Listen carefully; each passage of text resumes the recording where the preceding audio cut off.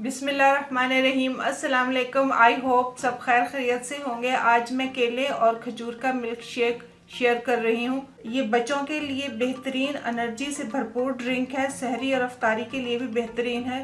तो इसके लिए जिन अज्जा की ज़रूरत पड़ेगी उनको देख लेते हैं। ये 2 अदद मैंने केले लिए हैं, इनको मैंने छील लिया है, और 4 मैंने खजूरें ली हुई हैं और 1 कप दूध का लिया हुआ है, और ये हनी है, इसके 2 टेबलस्पून जाएंगे। तो चले बनाना शुरू कर लेते हैं। सबसे पहले एक ब्लेंडर की ज़रूरत पड़ेगी, तो उसमें हम 2 केले शामिल कर देते हैं कटे हुए। ये 1 गिलास मिल्क शेक मैं बना रही हूँ, उसके लिए 2 केले इसमें डाल देते हैं और 4 खजूरें इसमें डाल देते हैं।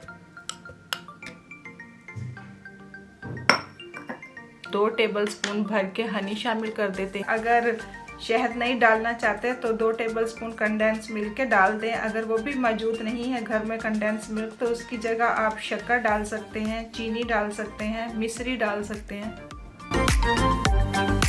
1 कप दूध शामिल कर देती हूँ अब इसमें। तो चलें इसको ब्लेंड कर लेते हैं।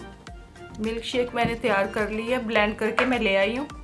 अब इसे गिलास में पोर कर लेते हैं। ये गिलास को मैंने डेकोरेट किया है।